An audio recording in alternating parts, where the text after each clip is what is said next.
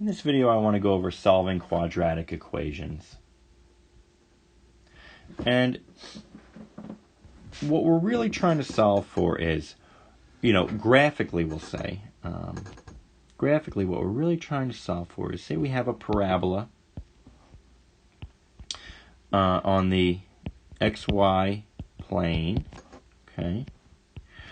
We're trying to solve for the points where the parabola hits the x-axis, okay? That'll tell you a lot of information if you're trying to model something or trying to solve something that involves quadratics. What we're trying to solve for graphically in this graphic sense is these points where it hits the x-axis, okay?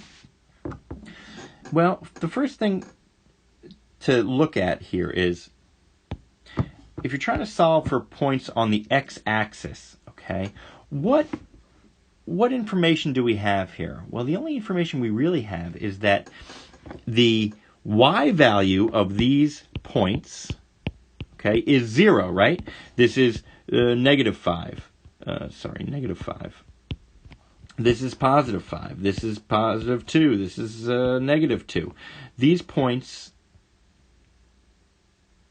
our y is equal to 0. Okay? Okay, so we're trying to find these points where the y value is 0. What this function does is, in general, you input an x value into it, an input or x value into it, and it gives you a y value out, or an output out. So your y value is your output. Your x values are your input for this function.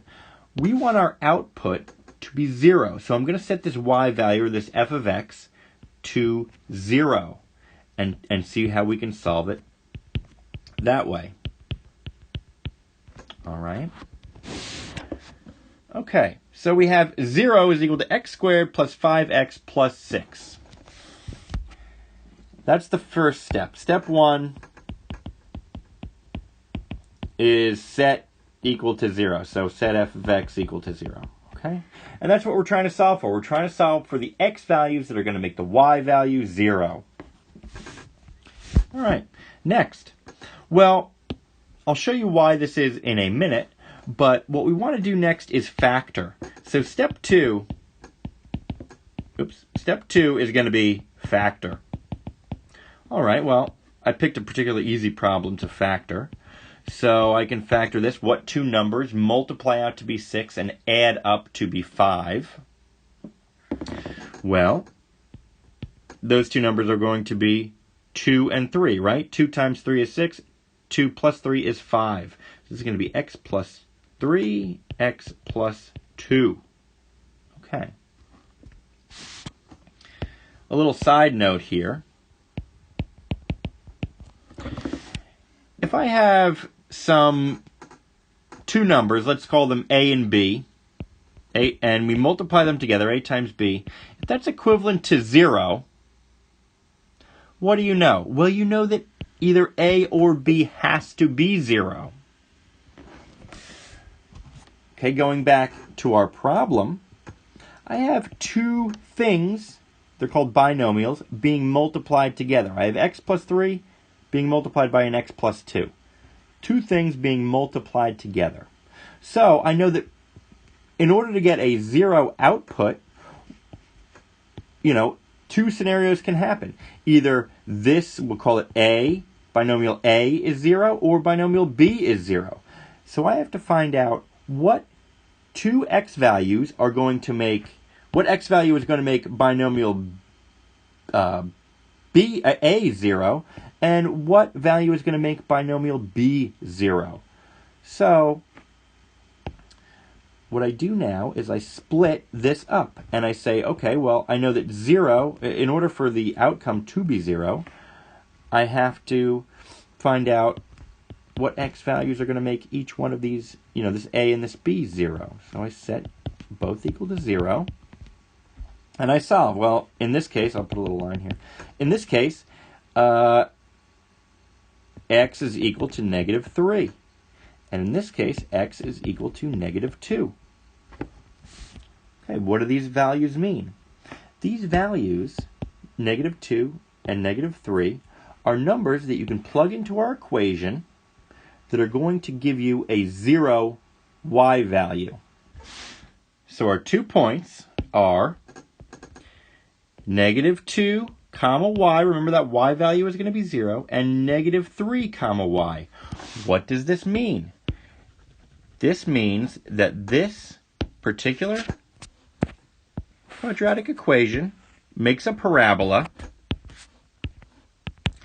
that hits at 2 points. And this point is negative 2 comma 0, and this point is negative 3 comma 0. Okay? On to the next example. We have g of x is equal to x squared minus x minus 6. Okay, so we're going to do the same thing. We're going to set g of x equal to 0 or y equal to 0. We're going to factor. Then we're going to split it up into 2 individual binomials, set them equal to 0, and solve. Okay, so I'm going to set my y value equal to 0 to solve for the inputs or x values that are going to get me a y value equal to 0. All right. Well, the next step was to factor. So I'm going to factor this guy. Okay, what 2 numbers multiply out to be negative 6 and add up to be a negative 1? Well, what do we have here? I think this is going to be negative 3 and positive 2. Yes, that's correct. Okay, so we factored.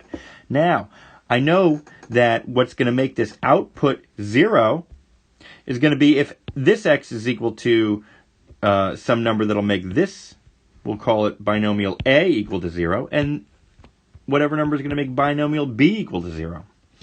So we have to set both equal to 0, put a little divider line, both equal to 0, and solve for these numbers. All right. On the left, we have 0 is equal to x plus 2, so I know that x is going to be equal to negative 2. On the right, I have 3 is equal to x, or x is equal to 3. So we have our 2 numbers that, if I plug them into this equation up here, I'm going to get a 0 out for my y. Okay, so the 2 points that hit the x-axis are negative 2 comma 0 and 3 comma 0.